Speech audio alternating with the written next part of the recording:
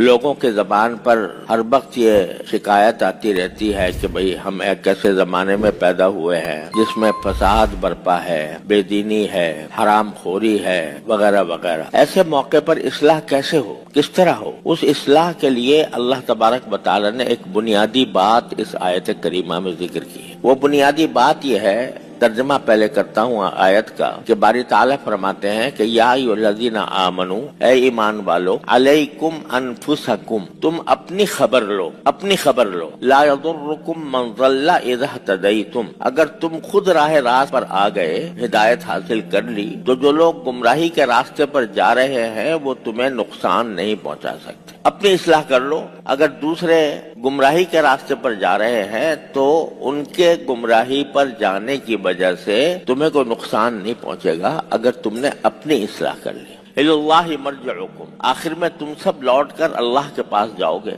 फयुनब्बिउकुम बिमा कुंतुम तामलून, तो जो कुछ दुनिया में तुम किया करते थे अल्लाह ताला तुम्हें सब बता देगा कि तुमने क्या क्या काम किया। यहाँ जो नुस्खा बताया गया है वो ये कि बजाय इसके कि तुम दूसरे लोगों का शिकवा करो और दूसरे लोगों के गलतियों और बुराइयों को अपना मौजू गुफ्तगू बनाओ, अपनी मजलिसों को मौजू बनाओ, उसके बजाय पहले तुम खुद अपना जायजा लो, मेरे अंदर क्या खराबी है, और उस खराबी को दूर करने की कोशिश करो। कम से कम अपने आप को पाक कर लो, अपने आप को दीन और ईमान के मुताबिक बना लो, अल्लाह और अल्लाह के रसूल सल्लल्लाहु अलैहि वसल्लम की तालीमात के मुताबिक अपने आप को ढाल लो। अगर तुमने ऐसा कर लिया तो कम से कम मुआशरे का एक फर्द ठीक हो गया। और अल्लाह ताला की सुन्नत यह है कि जब एक चिराग जलता है तो फिर उस चिराग से दूसरे चिराग को भी रोशन। तो अगर हर आदमी, जितने आदमी हैं, सब अपनी अपनी फिक्र में पड़ जाएं कि मैं किस पानी में हूँ, मुझे अल्लाह ताला के सामने जाना है, मौत आने वाली है, अल्लाह तबारक व तआला की बारगाह में हाजिरी देनी है,